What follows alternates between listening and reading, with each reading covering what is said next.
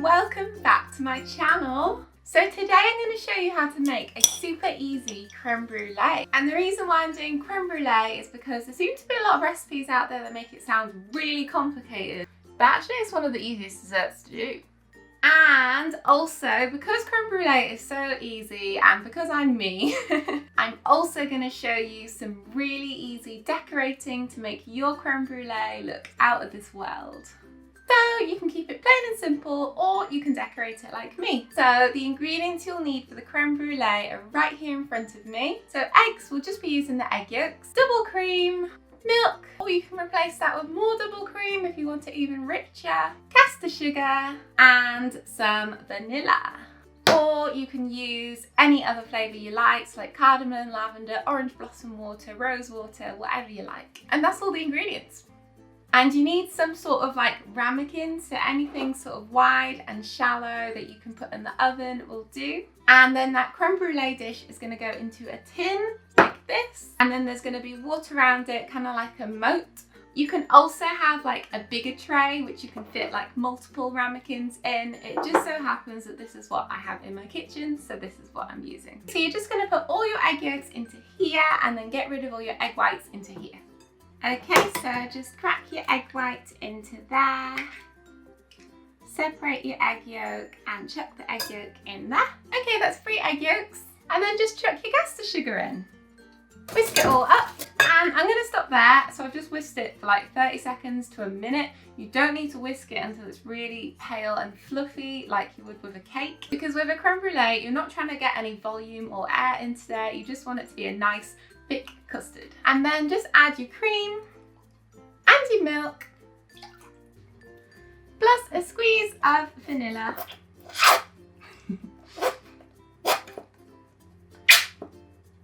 So I'm just using vanilla bean paste because it's cheap, but you can use proper vanilla pods. They do taste really good. Or don't use vanilla and just use anything interesting. So lemon rind or cardamom or pandan juice, and just add it to the cream and milk, because when it heats, the flavour will infuse together. So to the stove. So you're just going to stir this mixture over the heat like intermittently until it bubbles, and then at that point you're going to pour it all into here and whisk really, really fast. Okay, you can see now that is definitely bubbling, so pour it into here, just a little bit to start with, and stir it as fast as you can. Oh, I'm doing it with my left hand. Stir it, keep stirring, just don't stop stirring, and then you can just gradually add all the rest of the milk and cream mixture. And now that is done. And you can sieve it now if you're a bit worried about pouring the hot cream on top and that not going quite right. If you did it properly, then no need to sieve and waste having to wash up more. So you're going to have your ramekin in the tin and just ladle up some of that amazing creme brulee mixture and pour it into your ramekin.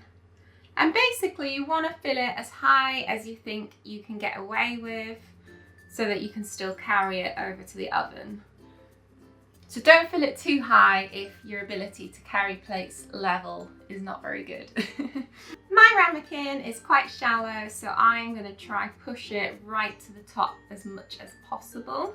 And this is totally not necessary, it's more for appearance, but chefs just scoop off the bubbles on top, and that just gives it like a smoother, flatter appearance when it's been baked. You can also do this with a bit of tissue. I just use a spoon. I'm not too fussed about like a few bubbles on there. So now just pour your water into the tray bit, about halfway up. Great, done. Okay, that's not been difficult at all. Just don't get water into your actual creme brulee and don't spill it everywhere when you walk to the oven. So the baking time can vary between say like 20 minutes to like 40 minutes, and that really depends on how deep your ramekin dishes are. So mine are very shallow, so they're not going to take long to bake at all. So I'm just going to check them at 15 minutes, see what they're like, and then go from there. All you're looking for is a slight wobble in that centre. Okay, I'm going in.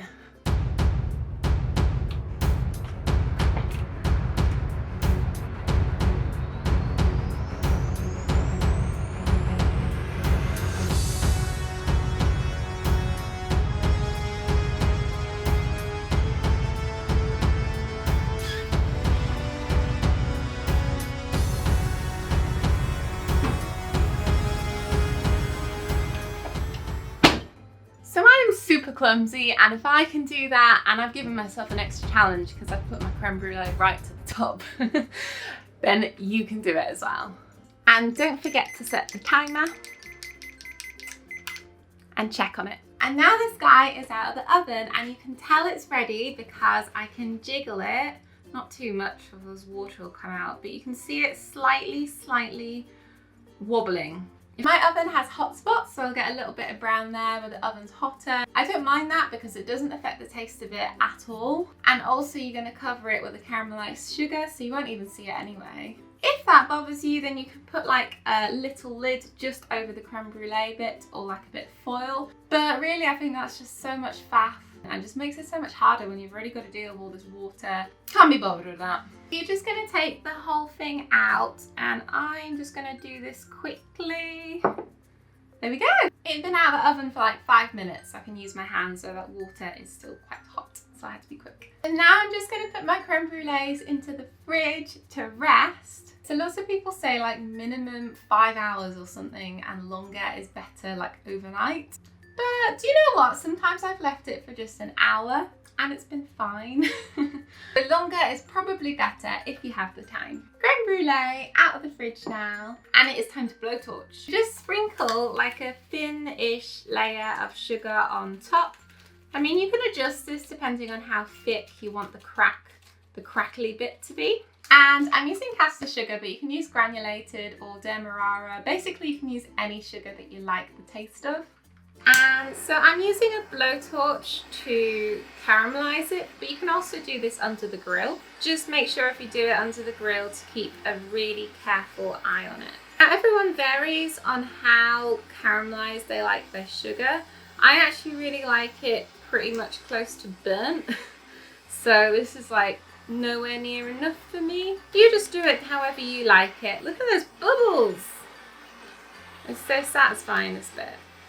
That just looks so good. So now just wait for the sugar layer to harden on top, which will take a matter of minutes, and then eat it. Oh, unless you're going to decorate it. So if you want to decorate your creme brulees and make all the decorations and stuff that I'm going to show you now, whilst your creme brulees are chilling in the fridge, because when you blowtorch the sugar on top, you want to be serving it straight away. So you want to have all your decorations ready to go. The first thing you're going to want to do is make my bubble seaweed shards, which are actually really easy. No thermometer, no hot bubbling sugar on a pan, and I'll link you to the tutorial at the end of this one. And then you're going to make a crab out of fondant. So just pick a fondant colour that you want your crab to be, or you can do any other sea creature that you like. Off you go. So just shape like a body for the crab, like that. Add some leggy bits.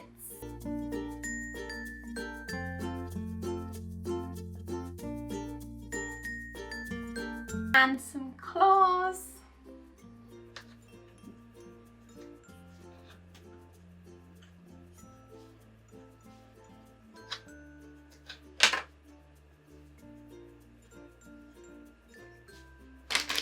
As well as some eyes. I'm using these, but you can use like fondant instead.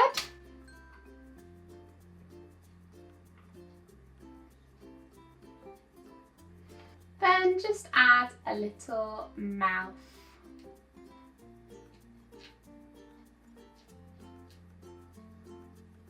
And then just use like the back of a paintbrush or anything to create some cheeks. So now my crab is stylish and fabulous. She just needs a really tasty creme brulee to live in. You're gonna get your creme brulee out of the fridge, torch the top and make it nice and caramelized, and then very quickly just add all your decorations. So I'm gonna add this, sugar shard, and then my little crabby in front. And that will stop the sugar shard from falling down because it acts like a little weight. And just a tiny scattering of some crushed biscuits to tie it together.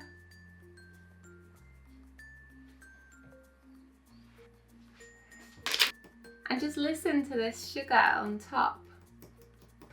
such a nice sound. So thank you so much for watching, and of course the recipe link is down below. Whilst you're looking at it, like and subscribe. Thank you!